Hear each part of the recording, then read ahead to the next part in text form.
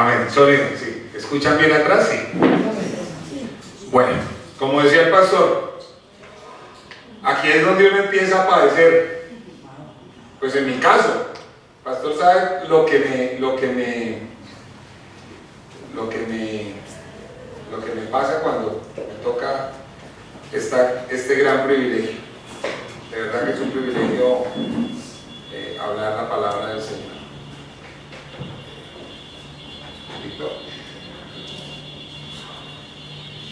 No me gusta, hoy en día ya no me gusta pasarme. Antes me gozaba porque tenía hasta 2 horas para predicar, pero ya después de los 50 minutos empiezan a hacerme señales. Entonces voy a tratar de ajustarme al horario. Qué gran verdugo es ese cronómetro. Vamos a abrir nuestras Biblias. ¿Quiénes trajeron Biblia? El que no trajo Biblia puede descargarla. Y el que no trajo Biblia descargada, júntese a un cristiano. Vamos a abrir nuestras Biblias en Gálatas 1:6.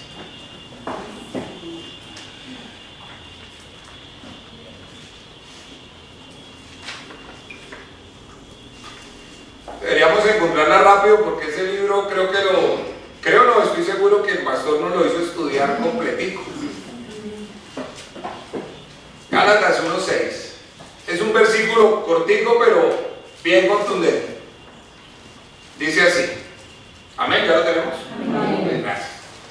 Estoy maravillado de que tan pronto os hayáis alejado del que os llamó por la gracia de Cristo para seguir un evangelio diferente. Aquí hay varias cositas claves, ¿no? Que las vamos a ir desglosando. Pero me llama mucho la atención cuando Pablo le escribe a los Gálatas diciendo que sin desconocer la identidad de quien los llamó, por el motivo que los llamó, estas personas, como hoy en día en la iglesia del Señor puede pasar o estar pasando, muchos están siguiendo un evangelio diferente.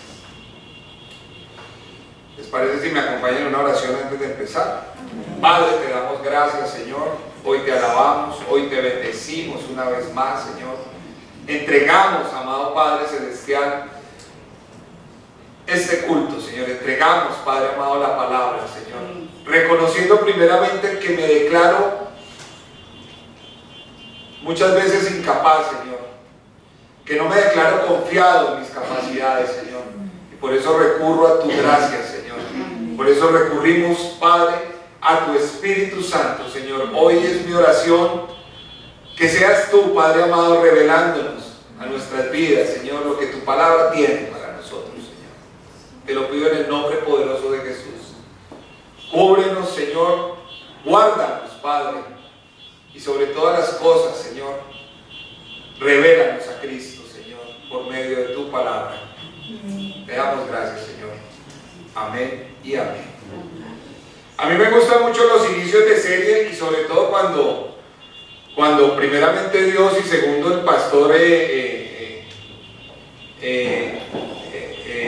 decide dejarme como tan al principio de la serie. Ya llevamos 2 semanas. En los 2 temas anteriores, la semana pasada aprendimos muchísimo. El Señor nos enseñó a través de la palabra en contexto de lo que era esa revelación, de cómo podemos recibir esa revelación. La semana antes de esa, en contexto, aprendimos cómo la tradición de lo que muchas cosas de las que hacemos se puede contraponer al verdadero evangelio o a esa revelación del evangelio. Y hay una gran realidad hoy en día, mis hermanos, y es que la iglesia de Dios, muchos de los que nos llamamos cristianos hoy en día, tratamos de interpretar a Dios sin conocerlo, y nos olvidamos de que el evangelio no puede ser interpretado porque el evangelio no es un mensaje. El evangelio, como creo que nos lo enseña la palabra, es una persona. Y definitivamente, como lo dice el apóstol Pablo, tratar de discernir esta persona que centra el Evangelio con la mente natural es imposible. Por eso muchos de los que vamos a las iglesias pasamos años sin poderlo percibir, sin poderlo entender, y aún juzgando las cosas que son del Espíritu en medio de nuestra mente. Eso nos lo dice claro Pablo en 1 Corintios 2, versículos 14 al 16. Por tanto, mis hermanos, toda interpretación que nosotros hagamos del Evangelio, es decir, de la persona de Cristo, en este ámbito, siempre va a estar en tema de discusión. Nos hemos olvidado de que el Evangelio es revelación, nos hemos olvidado de que el Evangelio es vida. Nos hemos olvidado de que solo podemos identificar esta palabra cuando la vemos a través de los ojos del Espíritu. Cuando lo vemos en lo que yo llamo en la naturaleza correcta. Muchas veces venimos a la iglesia, muchas veces tenemos nuestros tiempos de devocional y pasamos por la palabra y creemos que la palabra es eso, un texto escrito.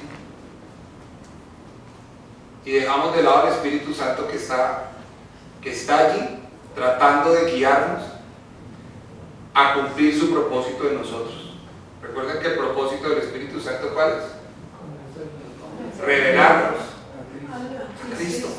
Eso lo dice la palabra. Pero a veces, siendo cristianos de tanto tiempo, olvidamos que ahí está el Espíritu Santo como maestro revelándonos a Cristo. Y le damos vueltas muchas veces a la palabra. En este punto, cuando llego a este punto de la introducción, hermano, yo puedo entender claramente a Pablo cuando en Filipenses nos dice que haya un mismo sentir en Cristo Jesús para todos nosotros. Puedo entenderlo, amados hermanos, porque cuando veo la realidad de la iglesia actual, ojo, no hablo de la congregación Casa de Oración, hablo de la iglesia actual, entiendo muchas cosas porque la iglesia hace todo lo contrario a ese sentir que hay en Cristo Jesús. Y por eso la iglesia ve de tantas maneras diferentes del Evangelio. Evangelio explosivo, evangelio celular, el evangelio centrado en el pastor, el evangelio centrado en el activismo, el evangelio centrado en ¿qué me da, Señor? ¿Cómo negociamos? Y se olvidaron de ese mismo sentir que había en Cristo Jesús. Se olvidaron que ese versículo nos da herramientas para discernir en qué mente, en qué naturaleza está operando la iglesia. Y ahí sí hablo de las congregaciones. ¿En qué creación estamos observando y viviendo el Evangelio? Si nosotros hiciéramos eso, mis amados hermanos, no habría la cantidad de problemas que encontramos hoy en día y los acabamos de mencionar. Tanta desunión, tanta falta de visión y de propósito muchas veces. Tantos cristianos queriendo servir al Señor por reconocimiento. Tantas cosas que pueden pasar porque nos hemos olvidado de ese mismo sentir que había en Cristo Jesús. ¿Qué más es tener la mente de Cristo? Me preguntaba yo en la madrugada. Y la misma palabra me lo demostraba. Tener la mente de Cristo es dejar que el pensamiento de Cristo, que el mismo Cristo en mi vida, sea también mi vida. ¿Sí me entienden? Uno habla de el sentir que hubo en Cristo, la mente de Cristo, y la palabra de Dios, su Espíritu Santo, ya en nosotros nos está diciendo claramente que nosotros podemos tener la vida de Cristo en nosotros. La mente de Cristo, en pocas palabras, mis amados hermanos, significa pensar, actuar como lo hizo Jesús. ¿Lo hacemos? Me pongo en primera persona. Tantas decisiones que tomo diariamente. Y no me detengo a pensar si así hubiera decidido el Señor. Si así hubiera pensado el Señor. Si así hubiera respondido el Señor. ¿Cuántas respuestas tan ásperas le damos a nuestra familia, a nuestros hijos? A veces como padres los tratamos tan... Sí, por ahí escuché duro, pero no lo digo como justificación para que ahora seamos, que nuestros hijos le pasemos todo lo que hagan, no. Pero cuántas veces, excusados detrás de un evangelio que nos decimos cristocéntricos, somos tan duros con nuestros hijos, somos tan duros con nuestras esposas. Como me lo decía mi hermana antes de que empezara el culto, tan duros con los demás, que criticamos. ¿Cómo era que me decía ella? Hacemos así, con un dedo señalamos, pero con 4 nos acusamos, perdón, con 3. Con 3 nos acusamos. Hemos dejado de verdad de que la mente de Cristo la hemos dejado tan aparte que hoy en día no influye. Y nos decimos cristianos, nos miramos en el espejo de la palabra y no nos preguntamos. Me acordaba esto del espejo de la palabra porque mi esposa me decía: amor, si yo me comparo contigo, soy mejor cristiana que tú. Y yo le decía: no, yo soy mejor cristiana. Y entonces ella me callaba y me decía: pero vámonos a la palabra a ver quién de los dos está bien. Y dura cosa es verse uno en ese espejo, ¿no? Y esa pregunta se las hago hoy.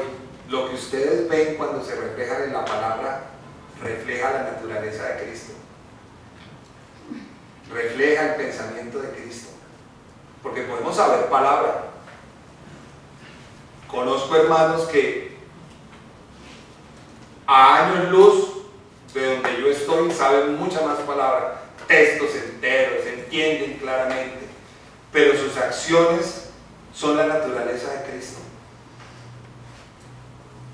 Su pensamiento realmente es la mente de Cristo. Estoy realmente cambiando de imagen en imagen conforme a la semejanza de Cristo. Estoy permitiendo que cada experiencia que Dios trae a mi vida la tomo como lo que el Señor dice, que todo ello ayuda para bien, así en el momento no lo vea. Porque para Cristo lo que estamos hablando significó, cuando estuvo entre nosotros, significó decir: Señor, Padre, yo voy a hacer tu voluntad. Así la copa que me estás dando de beber no la quiera, voy a hacer tu voluntad. De hecho, Jesús, antes de venir a la tierra, determinó de antemano rendirse a la voluntad del Padre. El Señor, cuando estuvo caminando en carne, dependía totalmente del Padre. Y en contraprestación, ¿qué hizo el Padre? Lo exaltó sobre todo nombre. Era obviamente el plan divino, el plan eterno, pero por sobre todas las cosas el Padre nunca le ocultó su voluntad. Era tal ese nivel de rendimiento de Dios, de rendimiento de Cristo, el Hijo, a la voluntad del Padre, que el Padre jamás le negó la revelación de su voluntad. Y ahí es donde yo veo a Pablo, hermanos, porque yo digo, bueno, uno puede pensar, eso lo hacía Cristo. Cristo era Dios, era hombre, pero era Dios. Fácil para él. Pero ¿qué podemos decir de un hombre como Pablo? Que audazmente escribió por el Espíritu Santo: tengo la mente de Cristo. Entonces sí es posible. Pablo estaba declarando públicamente: yo también, como lo recibí de Cristo, decidí rendir mi vida, decidí rendir mi reputación, mis éxitos personales, todo lo que soy, todo lo que tengo, decidí hacerlo. Asumo el mismo papel que vino a enseñarme Jesús cuando estuvo en carne. Asumo el papel de siervo. Antes yo era perseguidor, hoy soy perseguido. Antes yo tenía todos los logros profesionales que podía tener, judío de judíos, todo lo que ustedes saben de Pablo, y Pablo dice, todo ello lo tengo por basura. ¿Por qué? Porque tengo la mente de Cristo. Y hermanos, esa siempre, cuando yo empiezo a leer las cartas apostólicas, cuando empiezo a leer los evangelios, después de que el Señor asciende a los cielos y se imparte en vida y derrama su Espíritu Santo sobre toda su iglesia, esa empezó a ser la gran preocupación apostólica, de que la iglesia, de que el cuerpo de Cristo no se desviara. La preocupación apostólica era de evitar la adulteración del evangelio.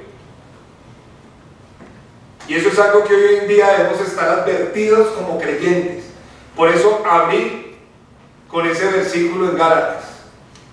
Estoy maravillado de que tan pronto os hayáis alejado del que os llamó por la gracia de Cristo para seguir un evangelio diferente. Y aquí hay varios puntos interesantes, mis amados hermanos. Primero, para entenderlo mejor, Pablo se asegura de dejar muy bien en claro quién nos llamó y de por qué nos llamó. En el versículo podemos ver a Cristo.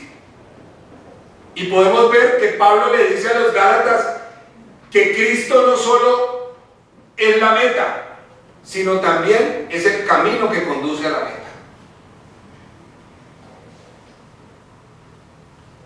Pablo se sorprende de que los Gálatas se hayan alejado habiendo sido iluminados por la palabra. Pablo se sorprende de que básicamente los Gálatas hayan cerrado sus oídos y su corazón a la persona de Cristo. Ojo, no hablo del mensaje ni de la palabra, a la persona de Cristo. Porque por eso les dice, estoy sorprendido, maravillado de que se hayan alejado de Cristo, quien los llamó por gracia.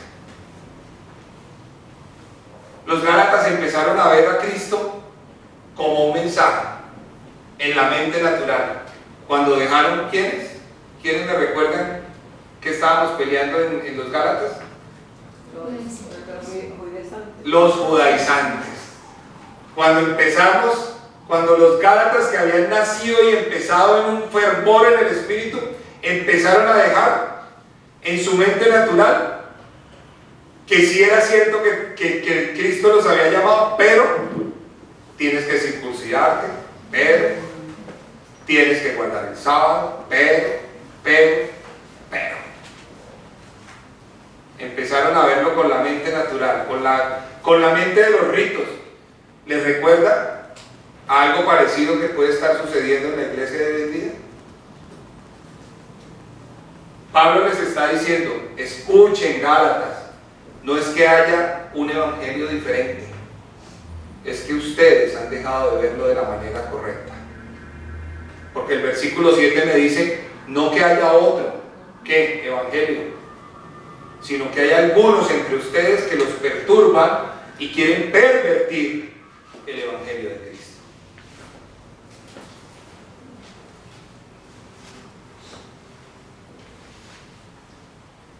¿Y qué mejor forma de empezar a comprender esta persona que habla el mensaje del evangelio, que es Jesucristo? Con un relato rápido. ¿Quién recuerda a Pablo en el aerópago? Hechos 17, 16. Sí, señor. Se los voy a leer, no lo busquen porque hoy traigo hartos versículos, entonces necesitamos avanzar rápidamente. Hechos 17, versículos 16 en adelante. Dice que mientras Pablo los esperaba en Atenas, su espíritu se enardecía viendo la ciudad entregada a la idolatría. Entonces Pablo, puesto en pie en medio del aerópago, dijo: varones atenienses, en todo observo que sois muy religiosos. Versículo 23. Porque pasando y mirando vuestros santuarios, hallé también un altar en el cual estaba esta inscripción: al Dios no conocido, al que vosotros adoráis, pues, sin conocerle. Y aquí es donde el espíritu de evangelista de Pablo sale. A ese es a quien yo os anuncio. el Dios que hizo el mundo y todas las cosas que en él hay, siendo Señor del cielo y de la tierra, que no habita en templos hechos por manos humanas. Me llamó tanto la atención ese versículo porque el religioso siempre quiere tener a Dios enclaustrado en 4 paredes. Y resulta que en el verdadero evangelio no hay una ubicación geográfica. En el verdadero mensaje de Cristo no se adora una reunión, porque el evangelio no es un evento, eso no existe. Todo lo que la iglesia adora no está en un sitio, está en una persona. Y en muchos aspectos, hermanos, yo sé que algunas frases que voy a estar soltando durante la predicación de pronto nos va a chocar, pero en muchos aspectos en que nosotros conocemos el evangelio no lo estamos haciendo bien. Muchos venimos a la iglesia, y hablo del templo como edificación, muchos venimos a la iglesia en la motivación o en el espíritu incorrecto. Nos olvidamos que la iglesia no es estas 4 paredes. Nos hemos olvidado de que la iglesia somos nosotros. Que nosotros somos esa nueva creación. El versículo 28 de Pablo en el Areópago dice: porque en él vivimos y nos movemos y somos. Miren, Pablo está diciéndole a personas que adoran a un Dios no conocido, dentro de los múltiples dioses que tenían para adorar, se habían tomado el trabajo de decir, bueno, y si nos falta alguien, al Dios no conocido también adoramos. Pablo les dice: en ese Dios, que es el que yo hoy les vengo a predicar, les aseguro que en Él vivimos, en Él nos movemos y en Él somos. Otra gran realidad que la iglesia del día de hoy ha olvidado, de que la iglesia de Cristo está en Él, no con Él, está en Él. ¿Y lo ven? No es un mensaje. Pablo siempre puso delante a una persona, a Cristo. Y sigue diciendo Pablo: como algunos de vuestros propios poetas también han dicho, porque linaje suyo somos. Siendo pues linaje de Dios, no debemos pensar que la divinidad sea semejante a oro, plata, piedra, escultura de arte o de imaginación de hombres. Y aquí la iglesia de Cristo actualmente, la iglesia actual, ha pecado muchísimo. Porque la iglesia se ha olvidado de verlo en la creación correcta. Ha olvidado de ver a la persona de Cristo en la mente de Dios.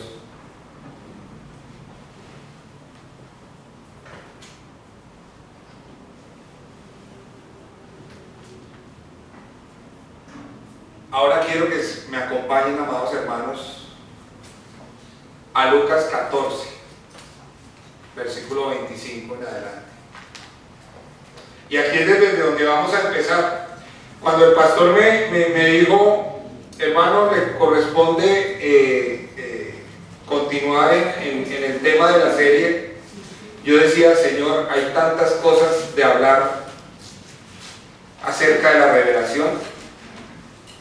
Y oré como normalmente debe hacer uno. Yo le decía: Señor, ¿qué hablamos? Señor, ¿qué quieres para tu pueblo? Y el Espíritu Santo me llevaba. Hoy va a ser más que todo una predicación, casi que no es un testimonio, pero es la palabra que el Señor usó para mi vida acerca de qué es esa revelación.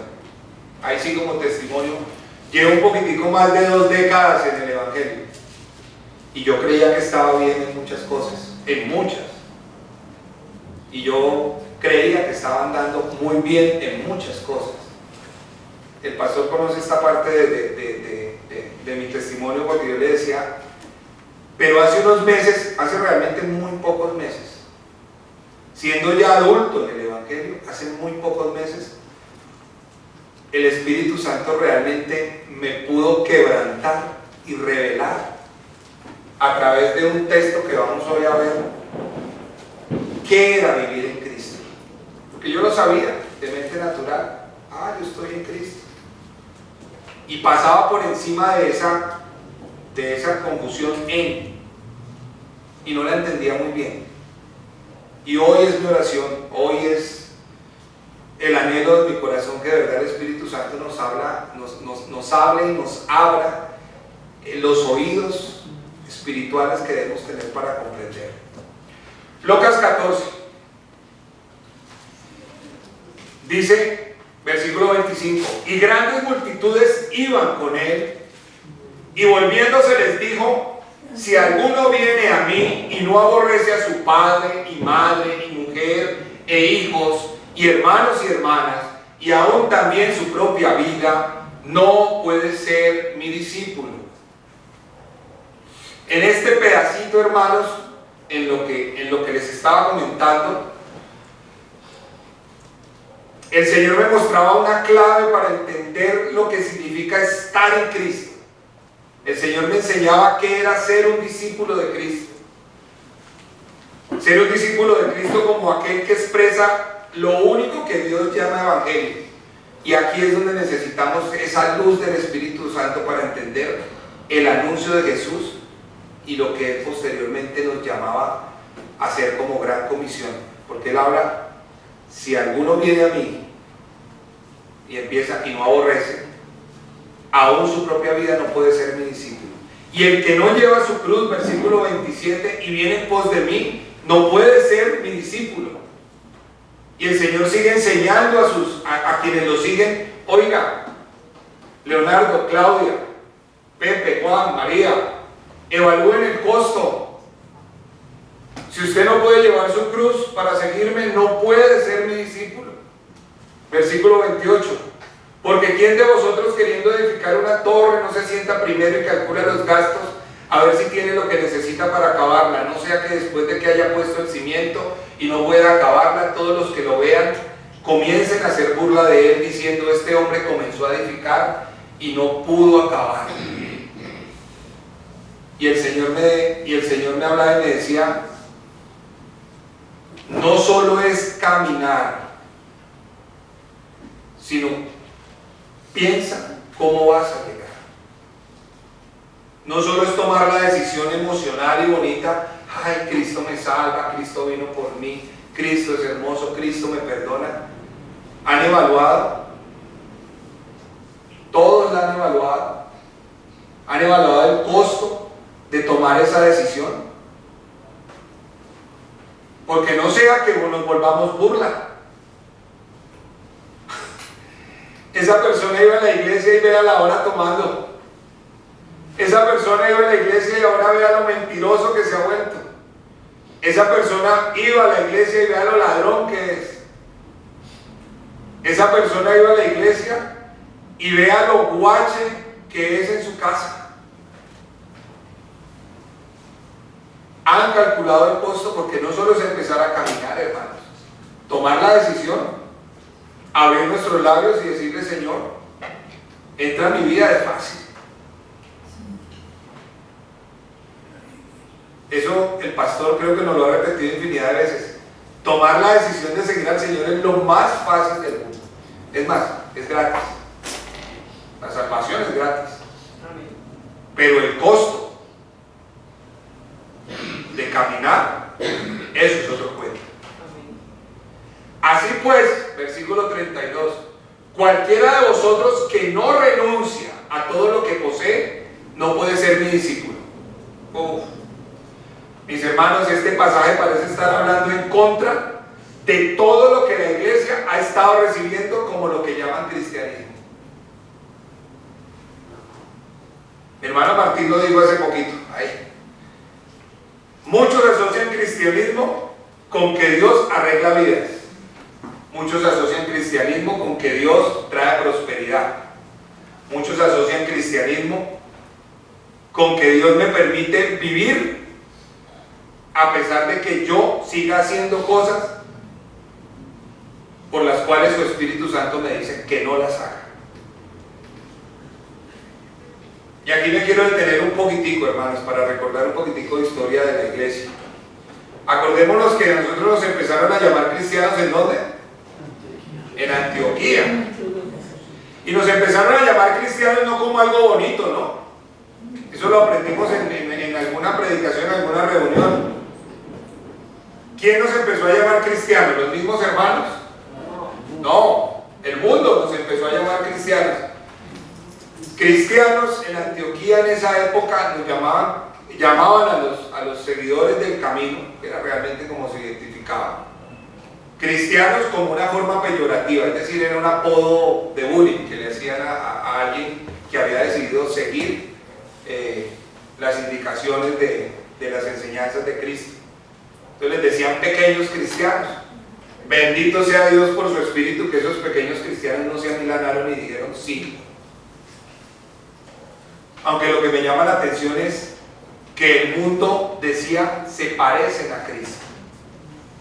Pero lo que la palabra realmente me enseña, mis hermanos, es que nosotros no somos algo que se parece a Cristo. Nosotros somos el cuerpo de Cristo.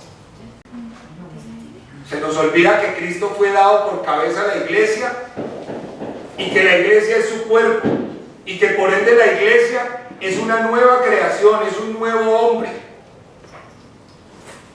La iglesia, mis amados hermanos, nosotros no somos alguien que nos parecemos a Cristo.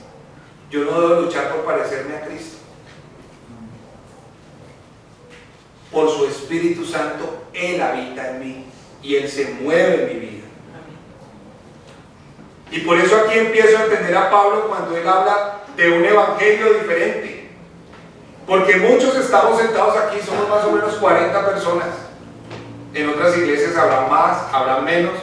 Pero en la medida que hay personas en una congregación, hay muchas expresiones y yo me pongo a preguntarles a ustedes, ¿qué es el evangelio para ustedes? Encontraré 40, 50, 60 o N cantidad de interpretaciones de qué es el evangelio. Y hay muchas expresiones entre nosotros que se parecen a Cristo, pero no son Cristo. Y a menos que todos nosotros tengamos algo de pericia espiritual por el Espíritu de haber visto el original, el cual ninguno lo ha hecho, no tuvimos esa dicha, no vamos a poder discernir entre el original del Evangelio y la copia. Porque empezamos a ver, amados hermanos, expresiones fragmentadas del Evangelio, que todas dicen parte de verdad, pero no dicen toda la verdad. Eso, mis amados hermanos, es lo que los apóstoles se preocupaban y decían. Eso es lo que Pablo decía, es un evangelio diferente.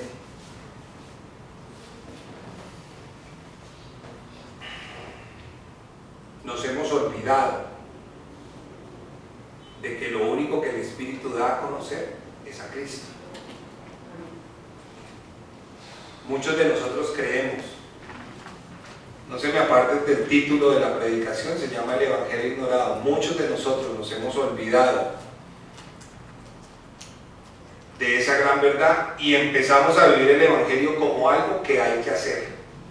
El Evangelio es una manera de vivir. El Evangelio es un manual de normas, es un manual de tareas que hay que vivir, y hemos adoptado la posición que el mundo muchas veces ha tenido para la iglesia. Muchas veces creemos que cristianismo es una forma de vida que mejora la calidad de vida que tenemos. Yo recuerdo hace muchísimos años que yo criticaba a mi hermana. Yo decía, pues mi hermana era esto, pero ahora encontré una cosa que se llama iglesia y cristianismo. Y yo no soy cristiano, pero si a ella le hace bien, que siga yendo.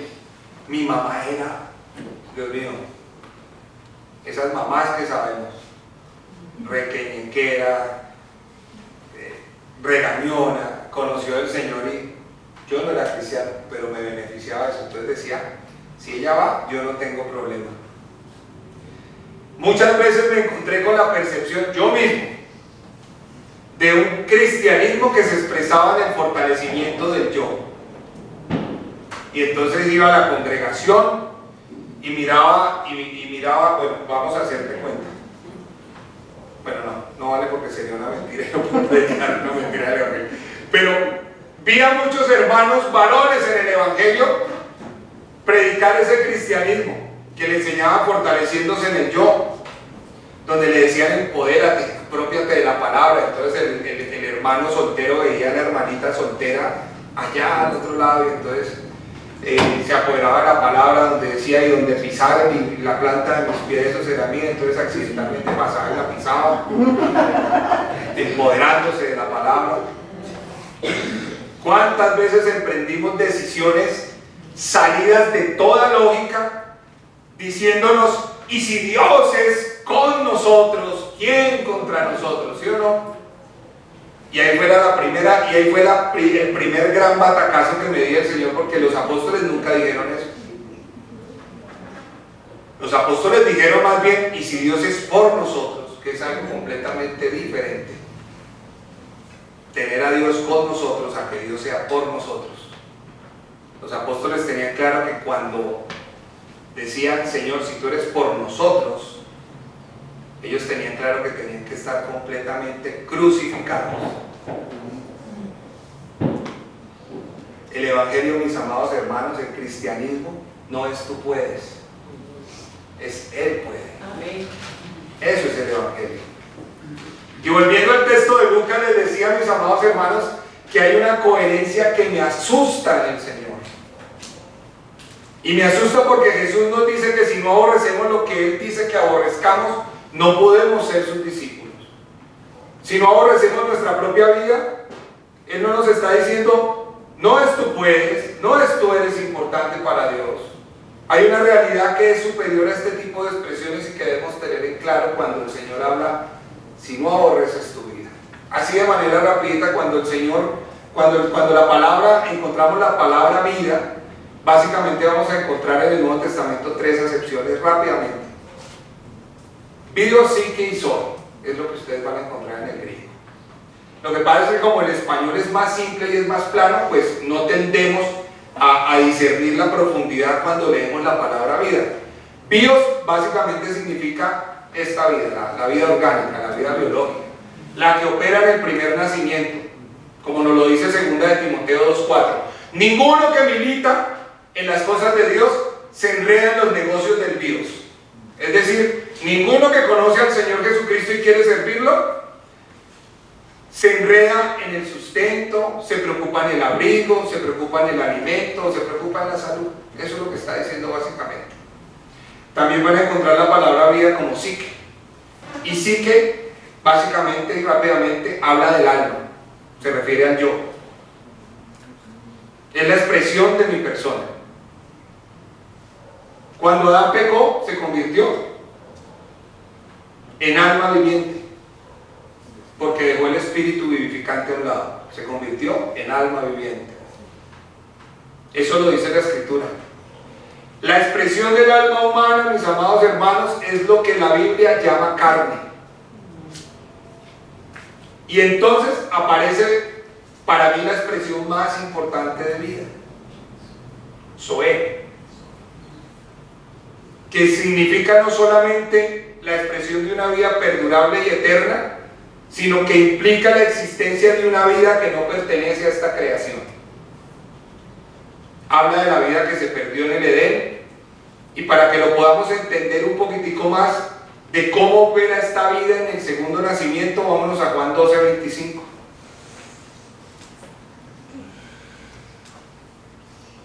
El que ama su vida, psique, eso es lo que dice, el que ama su vida, psique, la perderá, pero el que aborrece su vida, psique, en este mundo, para vida, zoé, la guardará. O Juan 1:4, donde dice, y en él estaba la vida, en Cristo estaba la vida de Dios, y la vida de Dios, estoy parafraseando, era la luz de los hombres. Pues mis amados hermanos, cuando comprendemos esto, a mí me da un no sé qué. porque implica de parte de mí que muchas de las cosas que solía y aún suelo comentar, esas seguridades, esas confesiones positivas que muchas veces hacemos los cristianos, están salidas de todo terreno. Uno a veces como cristiano comparte con los hermanos y dice: Dios quiere que nos sintamos seguros, Dios quiere que nos sintamos sanos, Dios quiere que nos sintamos protegidos. Y me pongo a pensar, ¿y si puede Dios un poquitico con más de plata o más prósperos? Pues no importa. Y no estoy diciendo que a Dios no le agrade que sus hijos estén bien, pero lo que estoy diciendo es que ese tipo de aseveraciones que hacemos con tanta fe contrapone y contradice la verdad revelada en la Escritura. Y suena bien cuando lo predicamos, suena bien para la carne, suena bien para la mente natural, suena bien para el evangelismo. ¿Cuántas veces no hemos evangelizado así a personas que no conocen del Señor? Siempre queremos decirle a las personas: eres la joya del Señor, eres la niña preciosa del Señor, eres la niña de sus ojos, eres muy especial para el Señor. Y no me malinterpreten, hermanos, eso es cierto, porque por eso dio a su Hijo Jesucristo. Pero cuando yo pongo en ese contexto y le doy tanta implicación a la persona a la que le estoy hablando, en vez de presentar a Cristo, no estamos evangelizando. Y me enfrento con dificultad a textos como el de Lucas 14 que acabamos de ver. No encaja. No encaja. Cuando yo evangelizo de esa forma, no encaja. No, a veces hay muchos de nosotros, me pasaba, me incluyo, no podía entender cómo el evangelio me podía decir que debía aborrecer todo lo que tengo que aborrecer. Y hay muchas formas de pasar por este texto o por este tipo de textos. La primera de ellas es: no voy a pelear con Dios, me voy a hacer el bobo. Hay otros versículos que me hablan más bonito, omito esos versículos. Si alguno se siente identificado, porque yo me siento identificado en muchos aspectos en eso. No voy a pelear, no me voy a esforzar, simplemente voy a ir a otras partes de la palabra donde hay promesas que son más bonitas de leer, y no me voy a complicar. Lo segundo que puede pasar, y que también pasé por ahí, fue razonarlo en mi mente natural, y lo he escuchado en muchos púlpitos. No, Señor, tú no puedes estar diciendo literalmente lo que dice ahí. Eso no puede significar. Tú lo que debes estar hablando es de tener prioridades. Claro, tú estás diciendo: Dios debe estar primero y después todo lo demás. Si yo me voy más profundo con el Señor, me doy cuenta de que Dios no está hablando de prioridades, mis hermanos. Porque Dios en su palabra me enseña de que nosotros no tenemos una vida que podamos tener un orden de prioridades. Pablo nos resuelve esa pregunta y esa discusión que tenemos con el texto. Pero vosotros, mis amados, estáis muertos. Les pregunto, mis amados hermanos, ¿un muerto tiene orden de prioridades? Un muerto no tiene orden de prioridades, está crucificado.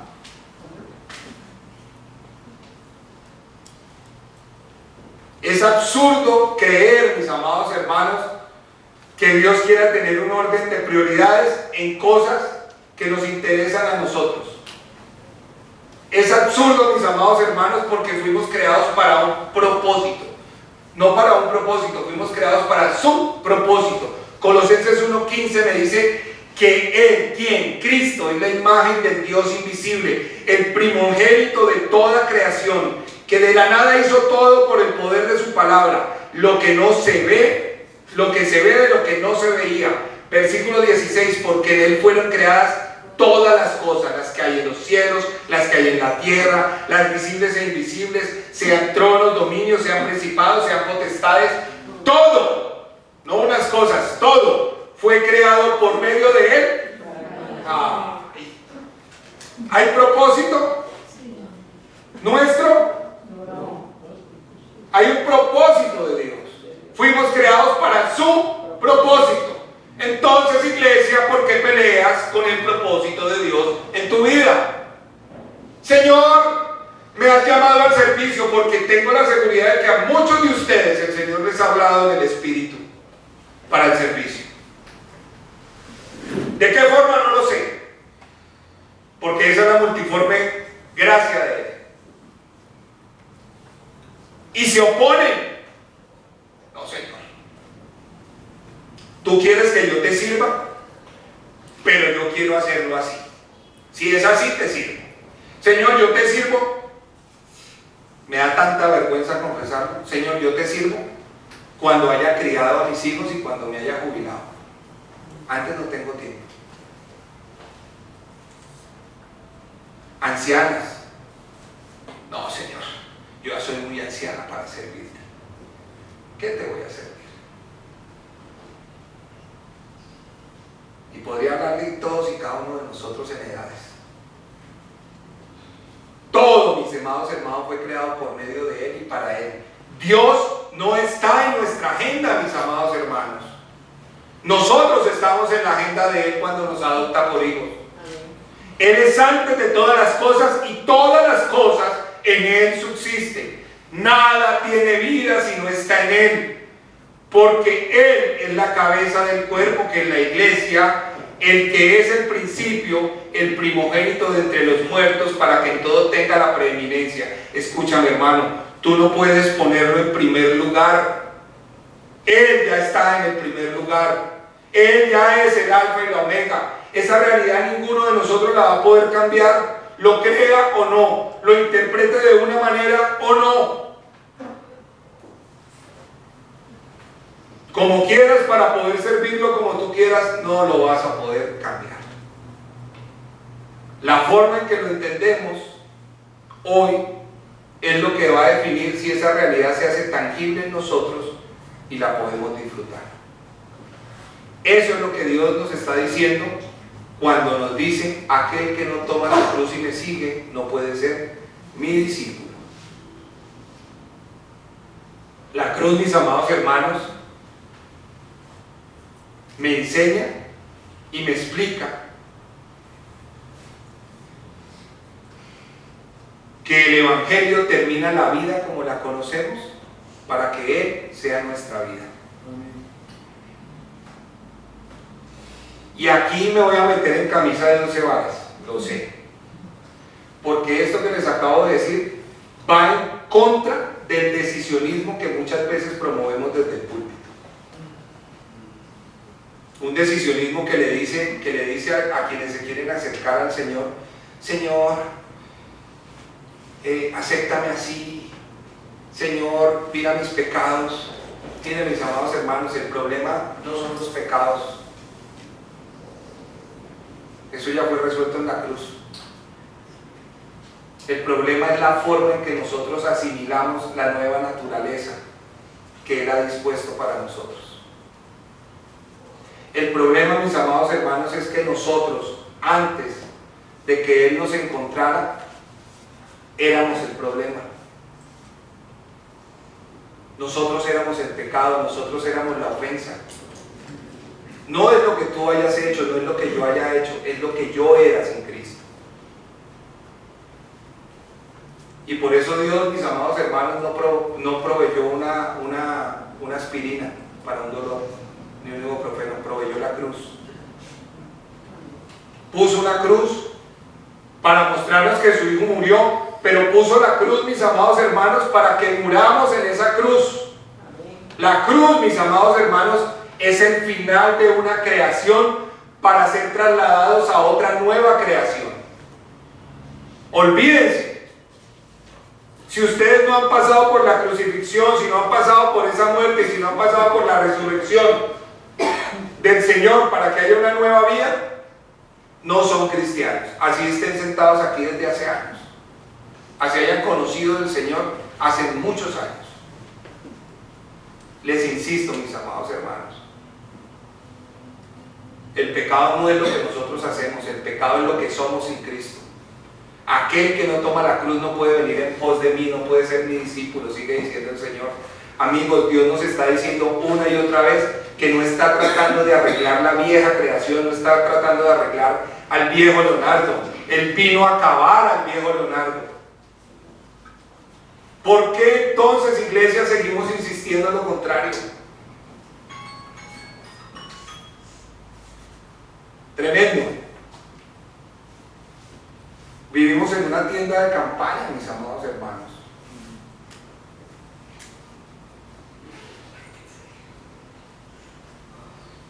Y vivimos en esa tienda, en este cuerpo, muchos tratando de ser mejorados.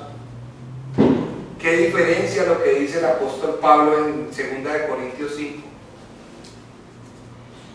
Se las voy a leer en la versión de la Nueva Versión Internacional. 2 Corintios 5, versículos 4 y 5. Realmente vivimos en esta tienda de campaña, entiéndase, cuerpo mortal, suspirando y agobiados, pues no deseamos ser desvestidos, parafraseo, mejorados, sino que ansiamos ser revestidos. ¿De quién? De Cristo. Para que lo mortal, esa vida bios y psique que hablábamos atrás, sea absorbida por la vida, para que no quede nada de la antigua creación. Es Dios, mis amados hermanos, quien nos ha hecho para este fin. ¿Para cuál fin? Para expresar la vida de Cristo en nosotros. Y nos ha dado por su Espíritu las arras como garantía de sus promesas. ¿Cuál promesa? La promesa de que Cristo sea uno en mi vida. Cuando la Biblia dice que somos uno en Cristo y que estamos en Él y que Cristo es el todo, básicamente nos está diciendo que no podemos tratar de unir la carne, mi vieja naturaleza, con la naturaleza de Él. Y esa es la razón por la cual hoy en día tenemos tanta división en el cuerpo. Por eso, esa es la razón, mis amados hermanos, por la cual la ignorancia de este evangelio está causando tanto daño a muchas familias que se dicen cristianas, a muchas congregaciones que se dicen cristianas, porque estamos tratando de unir la vieja naturaleza que aún está viva y que se resiste con la nueva naturaleza que es en Cristo Jesús. En Cristo, no que es con Cristo Jesús, en Cristo Jesús. Y entonces peleamos. Lo que yo les decía, no, Señor, yo te sirvo, lo digo jocosamente, Señor, yo me paro acá si me dejas predicar sin corbata. Tú sabes lo que me pesa. No, Señor, yo te dejo, yo te sirvo y Señor, y yo voy a hacerle caso al pastor, pero si el pastor hace lo que el presbiterio diga.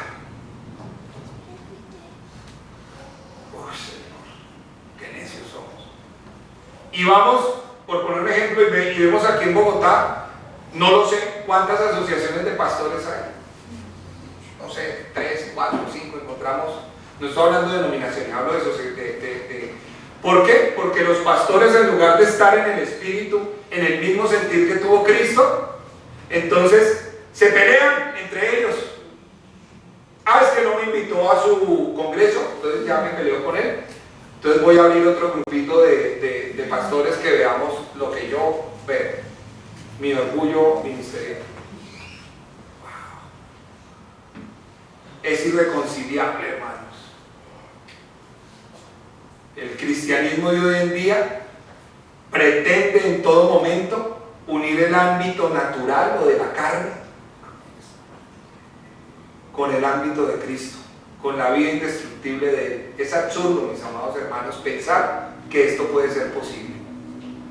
La carne no existe en Cristo. El que está en Cristo simplemente y radicalmente es una nueva criatura. Todo lo viejo ha pasado y todas las cosas son hechas nuevas. Hermanos amados, la Biblia me enseña que mientras Salomón le decía y escribía, no hay nada nuevo bajo el sol, Pablo escribía, somos nuevas criaturas. Mientras el primero describía todo lo que estaba debajo de lo creado, el segundo describía todo lo que hay en la nueva naturaleza del hombre celestial. Y cuando hablamos del hombre celestial, muchos de nosotros nos sorprendemos. ¿Y será posible? No es que será posible, es una realidad. Él nos ha transformado en eso. Son dos ámbitos diferentes, son opuestos. Fuimos trasladados a aquel que es la vida para poder vivir la vida que no podíamos vivir. Mis amados hermanos, en Cristo morimos la muerte que no podíamos morir y vivimos la vida que no podríamos vivir. Y se los voy a ilustrar rápidamente para irme hacia el final. Quiero, mis amados hermanos, que presten mucha atención porque creo que aquí puede estar el meollo del mensaje. Hay una enorme diferencia entre la muerte individual y la muerte general que tenemos en Cristo. Les voy a pedir que se imaginen a la muerte como un tren que viene arrasando. Todos nos vamos a morir. Todos estamos en esa cola, ¿cierto?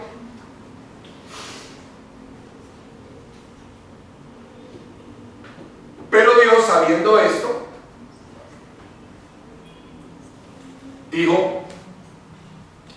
hizo un plan.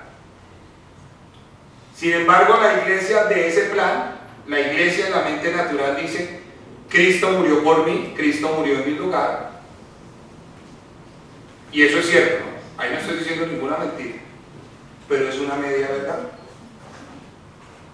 Porque eso hace parte de una doctrina que se llama la muerte sustitutiva de Cristo. Claro, Él murió por mí. Debiendo yo estar ahí, Él murió por mí. ¿Ok? Ese es el sentido inclusivo de la cruz. Pero quiero que vean un poquitico más allá en el Evangelio. Porque en este ejemplo, no es que Cristo haya quitado a Leonardo de la vía del tren. No. Eso es lo que quiero que meditemos.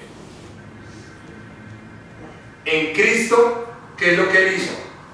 Cogió a Leonardo, cogió a su iglesia, cogió a su cuerpo y la introdujo en Él. La abrazó. Y cuando la muerte pasa, cuando pasa ese tren, Cristo muere. Amén.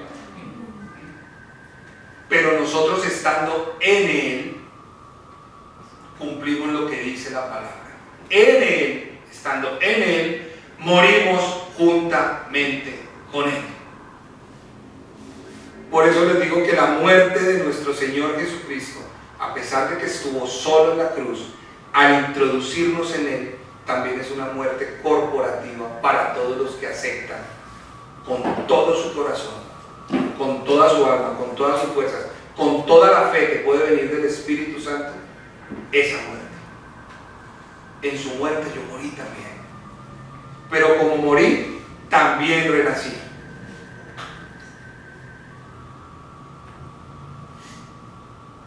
Por eso cuando nosotros decimos, amados hermanos, estoy tratando de morir todos los días a mí mismo, creería que no estamos diciendo lo correcto,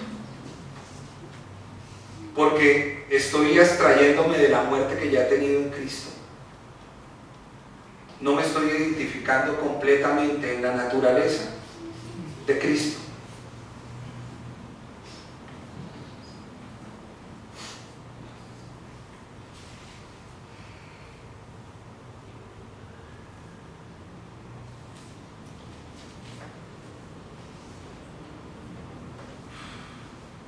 Y no podría irme sin preguntarles hoy qué es ser un discípulo.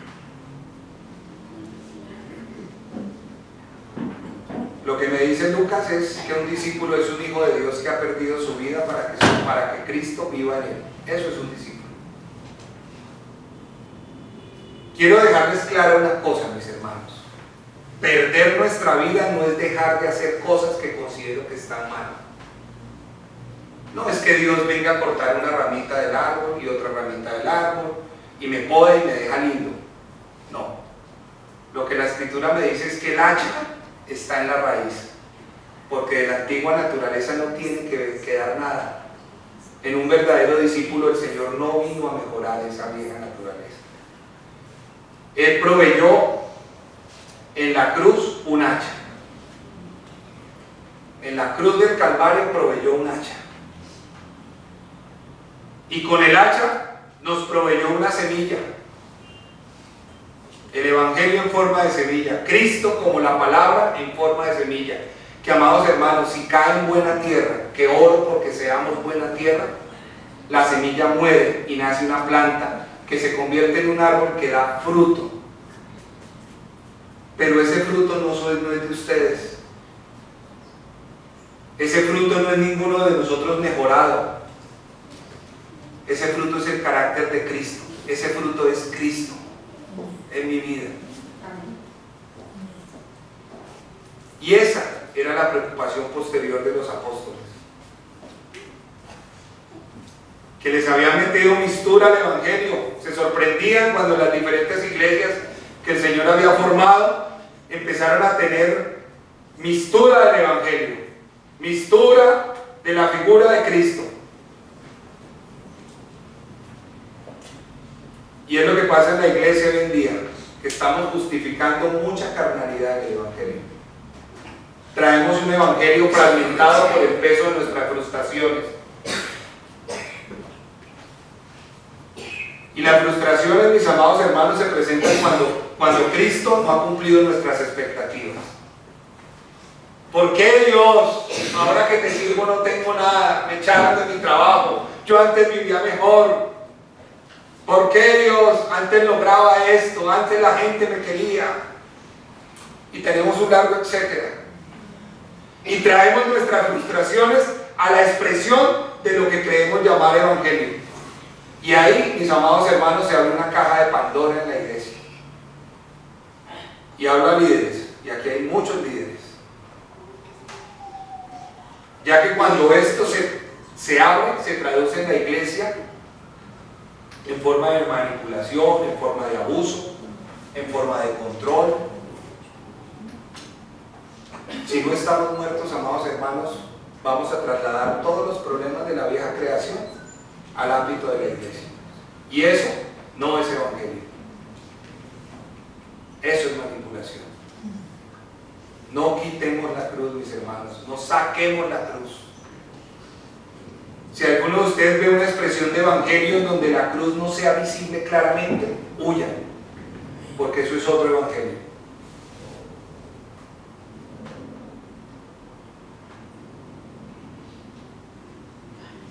Ya vamos a orar, amados hermanos. Termino simplemente diciéndoles que, como dijo el Señor en Lucas 14, al final, el que no lleva su cruz y viene en pos de mí no puede ser mi discípulo. Así como la cruz fue el camino para Jesús, la cruz, mis amados hermanos, es nuestro viaje. La cruz, mis amados hermanos, es la forma en que nosotros vivimos en ese éxodo permanente de muerte a vida mientras estemos en este cuerpo. No hay discípulos terrenales, lo que hay es discípulos de Cristo. Pido por su Espíritu que cada uno de nosotros podamos volver nuestros corazones a aquel que lo llena todo en todo. Pido por el Espíritu Santo que podamos discernir que no podemos seguir pensando que tenemos una vida diferente a la que Cristo ya nos ha dado. Pido por el Espíritu que Él siga alumbrando los ojos de su entendimiento para que puedan vivir en la revelación de un evangelio que ignoramos, hermano.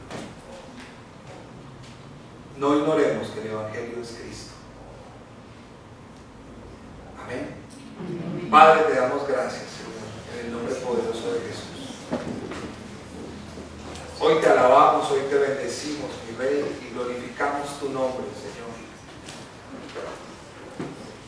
Espíritu Santo, tu palabra ha sido predicada, Señor. Yo te ruego, Señor, que el propósito por el cual tú la has enviado, Señor, se cumpla. Revélanos Cristo, Señor. Perdónanos si en tantos años o en pocos años de seguirte todavía no hemos podido ver a Cristo en nuestra vida, Señor. Perdónanos si hemos caído en ritualismos. Perdónanos si hemos caído en doctrinas facilistas. Perdónanos si hemos caído en comodidad, Señor. Perdónanos por ignorar que el Evangelio no son palabras, no son manuales. Que el Evangelio se resume en una palabra que se llama y es Cristo. Que el Evangelio es una persona que debe ser mostrada, que debe ser magnificada, que no debe ser menospreciada por nosotros, Señor.